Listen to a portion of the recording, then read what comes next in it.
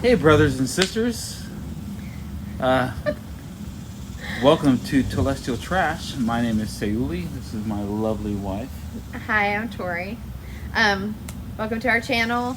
I know we've been a little inconsistent with our videos. We kind of just make a video when we feel like something is important to discuss. So here we are. Yeah, today we wanted to discuss the stages of grief when dealing with a faith crisis, faith transition. We live in the same home. We've been married for 20 years and both experience these stages of grief at different phases of our faith Completely crisis. different. Yeah.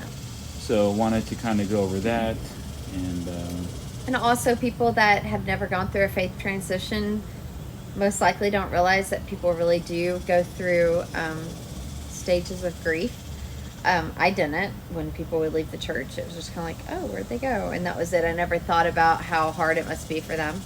So this could be helpful to those of you who are watching that maybe know someone going through a faith transition. yeah, there's no right or wrong way to grieve, and people really don't understand unless you've gone through that process. You may not even realize that you're going through a grieving process. I know I didn't when I started going I through don't either. this faith crisis until a friend told me that it was a grieving process, just similar to, divorce, losing a loved one, losing a job. Any other major change in your life that can set off, grief. I checked online to try to find some stages of grief, and I found several, but we're going to go with the 6 stages of grief that Dr. Elizabeth Kubler-Ross came up with. I'll put a link to it in the description so you can go check it out yourself. But those 6 stages are shock, denial, anger, sorrow, acceptance, and then resolution or hope. So we thought we would just go through each stage and kind of talk about the time we spent in that stage, maybe when it happened, because even though the stages of grief are listed in order, most likely you won't go through them in that order, or if you do, that's fine too. There's no wrong way. So we'd start with shock and go from there. Do you want me to go first? Sure. Okay. For me, if you've watched our story, our very first video, you'll see that I already had a very heavy shelf. I've had a heavy shelf pretty much my entire life. So when I was actually researching to finally figure out, like, do you really believe this stuff? And I came across the gospel topics essays.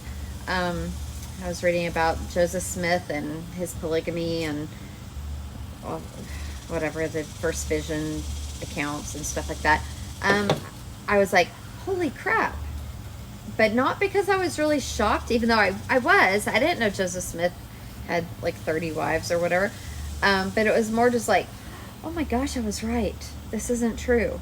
And that was my time in the shock stage. I was just like, whoa, I was right. Why didn't I go with my gut? Holy crap. So that was it. I didn't have much of a shock stage at all. So For me, it was more of a shock. I'd heard throughout my life in the church of 46 years, I was an active member, that certain things that pop up about polygamy and the blacks in the priesthood and things like that, and you're totally gaslighted by the church on how to respond to those. I bought in 100% to it. I had no need to research those things because the Spirit had testified to me that these things were true, and that's all I needed. Once I was introduced to the gospel topic essays, you're welcome.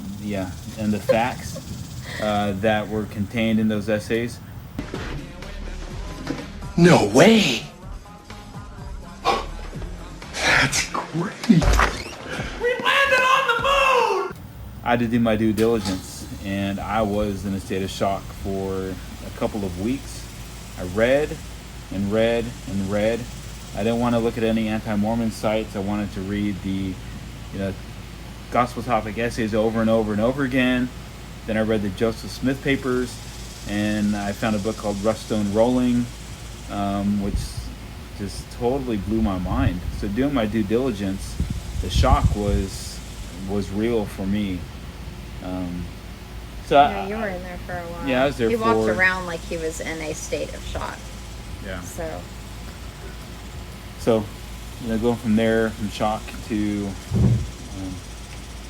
next one. Denial. Okay, denial. I don't think I ever read anything from the gospel topic essays or anything else that I read on. I never read it and said, that's not true. I really didn't, because when I read it, I was like, oh, that makes a lot more sense, because like I said, I had struggled for so long. I think my biggest part of denial was, I don't know if this fits in denial, but I'm going to throw it in there, was my freak out moments where every once in a while I'd be like, oh my gosh, so what happens when we die? Oh my gosh, is my family eternal? Holy crap, what if I'm wrong and I'm just a total apostate? I'm going to hell. What if the whole wheat, separate the wheats from the tares? Like, I'm one of those, I was a good Mormon and now all of a sudden I've been deceived. Like, I would freak out like that. That was a thing that I knew for sure. This church isn't true. Like, there was no question. There's no going back. There's no what if. There's no, if I read enough, I'll find out.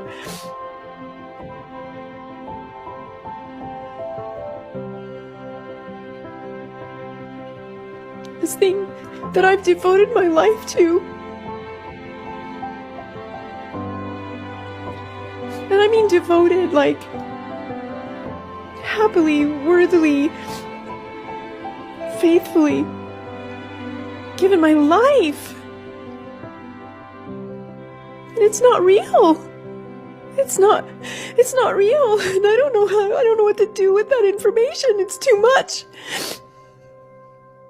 The way I dealt with that was, I would remember, when you were a good, strong Mormon, you had freak out moments then too, where I would freak out thinking like, holy crap, what if this isn't true? What if I'm raising my kids in this and it's a load of crap? What if,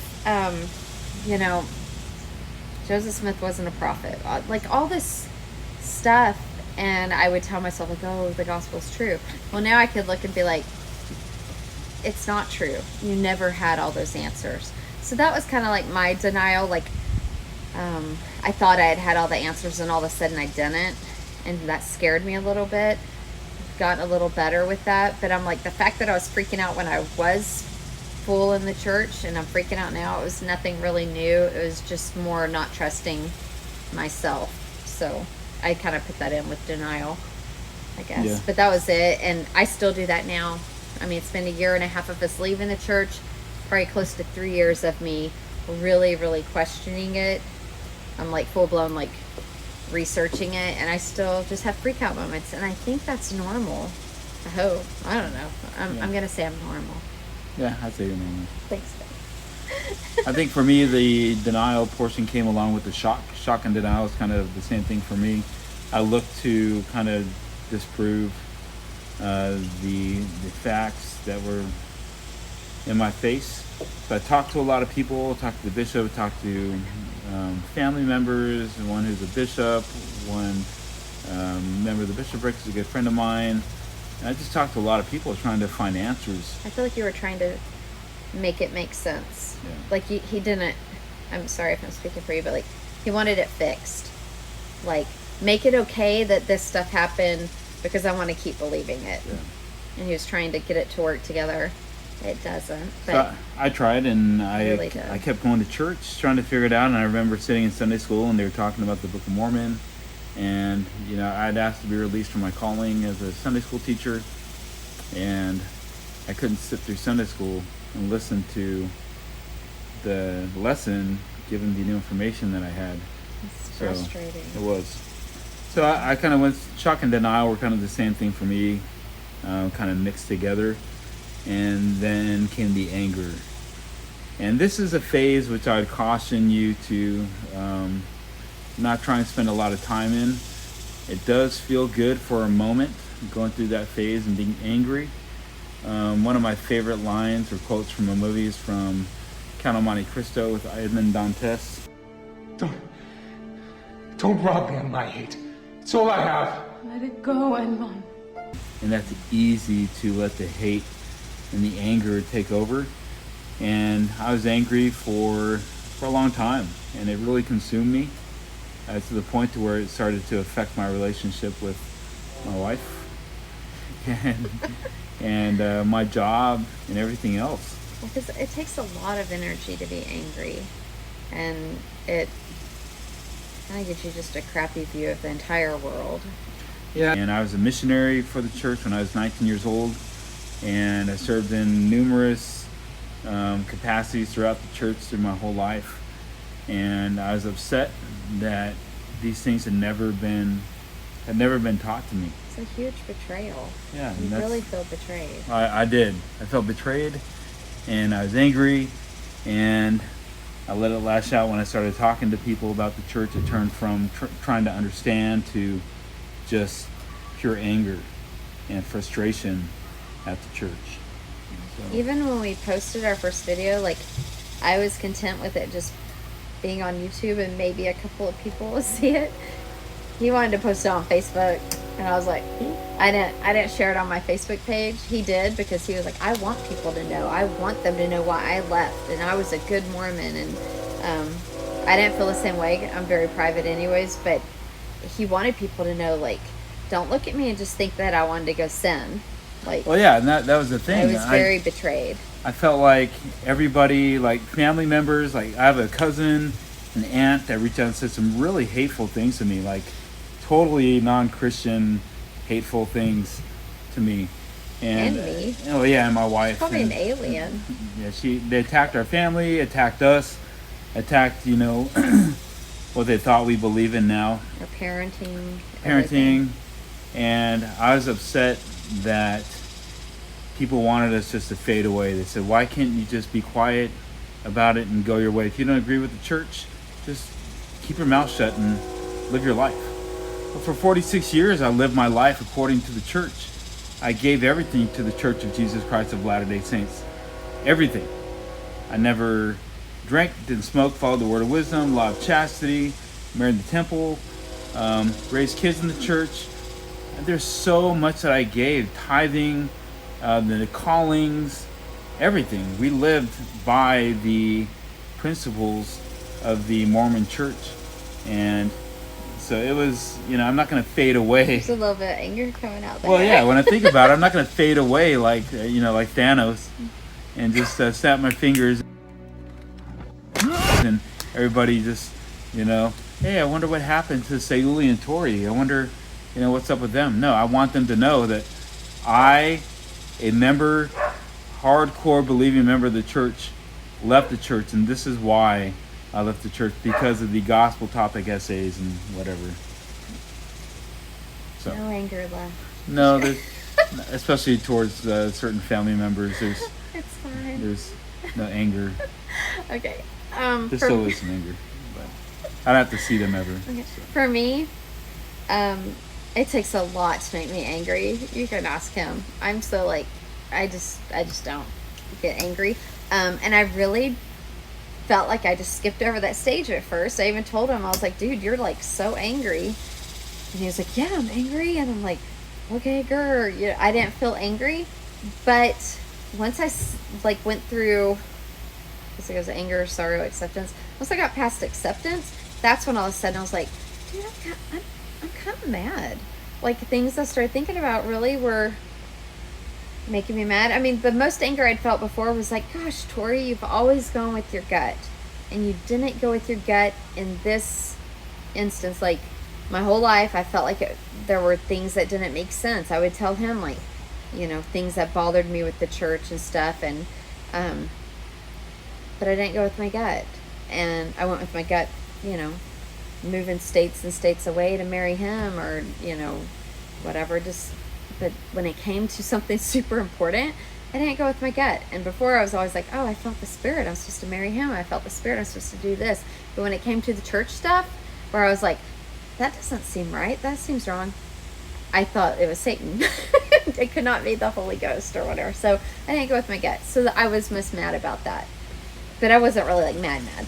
But then later, the more I thought about it, I thought about like my not my childhood, but when I was like a teenager and stuff, I was a horrible teenager, but the way it was dealt with, and I'm not going to rag on my parents, but there are definitely Mormon there parenting. There are parenting while Mormon, and things were handled in really Mormon-y ways, and it wasn't right. Like, looking back now, and as a parent and not a Mormon, I'm like, what?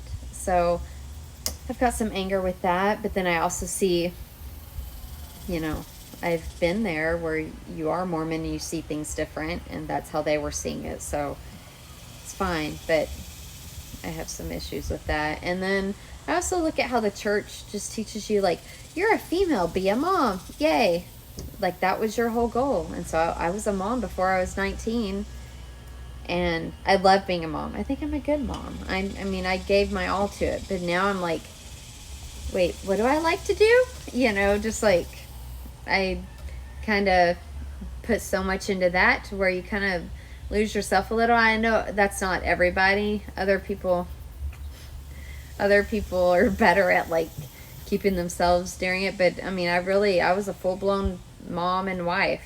And now that my kids are, moving out, and I mean, my youngest is 15, I'm kind of like, now what? Because that's what I've been, because in Young Women, it was like, what kind of husband do you want? What kind of mom do you want to be? What kind of wife? It was never like, what are your real interests, So. Well, I got angry thinking about just so many things that happened while in church, and I didn't say anything. Like when they called me to extend a calling to you. Yeah, that was weird. That was really weird.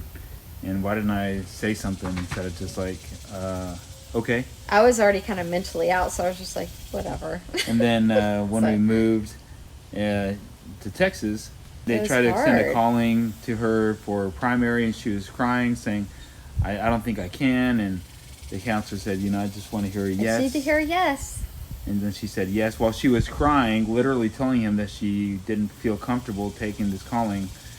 So, I mean, why didn't I stand up for... Why didn't I? Why did I say yes? Like, right now, I feel like I'd be like, no. I did say no later to Scouts.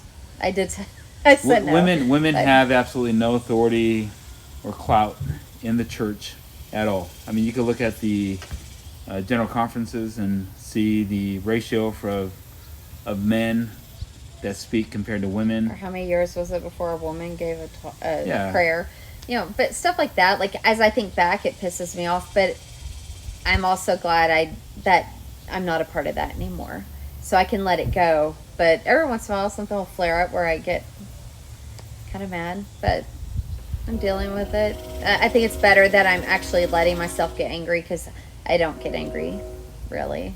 So that's probably good to let it go. So the next stage would be sorrow. And I mean, there is, for me, the sorrow came from lack of community, missing that. I enjoyed going to church and seeing friends and people that were there. My wife is she's a total introvert, 100% introvert. So I did not miss church ever. So she was. But I did feel bad because I know he did like it. He enjoyed it. So. I think that was kind of I missed that aspect of it. I missed certain things about church. I missed, and I guess I still kind of miss. Yeah. But when it comes down to the doctrine, I don't miss sitting through Sunday school, sitting through sacrament meeting at all. Yeah, I don't feel like you spent a lot of time in sorrow. The first 3 stages, he really spent a lot of time in. Sorrow, for me, that's the stage I spent pretty much all my time in, because I was on my own for so long, not through any fault of him. Like I said, watch our first video, but I was reading these things and all that stuff. And the main thing I was sad about, okay, like I said, I would not be sad about missing church. Church gave me like anxiety. I did not enjoy church, but I was sad because I knew it was going to hurt other people. I knew I was going to have to tell him eventually. I told him sooner than I expected, but I knew I was going to have to tell him, and I knew he was going to hurt, and I hate that. And I was right, because he did.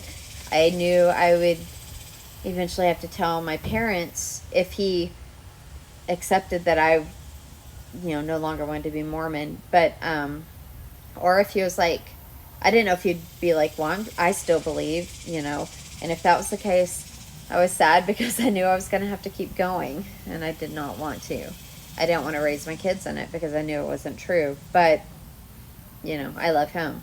So a lot of my sorrow was like, I'm going to have to tell him. That was a big part of it. It wasn't sorrow for losing out on church at all. But, I spent probably a year listening to Mindy Gledhill and her Rabbit Hole album and crying in the shower because I knew I was going to have to tell him. And then after I told him, I would hear him tell people like, well, Tori's been in this longer, so she's worked through more. And I really hadn't because I'd been so like inside myself, and all of a sudden it was like real life, like it was out, and he knew, and other people were going to know. His family knew. He told them way before I told mine, and that kind of, it was like opening a wound, and wound, and it sounded dry. It hurt, and I had to deal with all that too. So he would go to work really sad and upset, and I would stay home and cry, or I would write in my journal. You would see like, I was going to stay home and just cry, but I got called in to work, and it was just really sad. Yeah. I was very, very sad. So I think also the other aspect of sorrow is having to tell the kids, and that was hard for me trying to process. I really struggled with that part of it. So that was hard, thinking like, how are they going to take this? We taught them our whole lives. This is all they know, and now we don't believe. And are we going to rip something out from under them? And then now they're going to have to go through this whole grievance process. And we also had the ones that were already kind of out, and you're kind of like, are they going to be like, you're just now figuring this out, or thanks for raising us in that? I don't know. They were all really cool about it, but it was scary and sad to have to do. Next, acceptance. Acceptance for me, just accepting it for what it is. And this is a really kind of healing step for me, accepting, the facts that have been presented. Last week I was invited to a homecoming for a young woman that I had taught in Sunday school for 4 years, as a Sunday school teacher for 4 years, and then I was in the young men for 7 years, and Stake Young Men's, and then in the Ward Young Men's. And a mission homecoming. Yeah, it's a mission homecoming. I ended up going to church on Sunday, and it's the first time I've been back to church in a year and a half. And it's weird seeing it from a different perspective, and seeing some people that I knew before that know that I'm out now. I could tell that there's a little bit of awkwardness when they're talking to me about it, but I'm still the same person. My countenance hasn't changed. If you didn't know any better, I'm still the same person I am today that I was yesterday, and that I am forever. I am the same. I haven't changed. I am the same good person, right? Yeah. So, when they talk to me, people see me, or they don't know that I'm out of the church. They're not going to know I'm out of the church. They're usually really surprised when they find out. I'm a good person. So how are they going to... There's no way they... How will they know? I know. Acceptance for me kind of, I don't know, I guess I just accepted it. I feel better. I'm more myself, although I really feel like part of the reason I never felt like I fit in with all the Mormons is because I was pretty true to myself. I have tattoos and stuff. I had them in the church. So, Yeah, she got my badge number tatted on her neck, and I was Orthodox Mormon. I was like, what the heck? Like, she texted me one night when I was working night shift, and she said, hey, I went out with my friend, and look what I got. And she sent me a picture of it. I said, you look like a freaking gangbanger, like with my badge number tatted on her neck. Yeah. But that's my wife.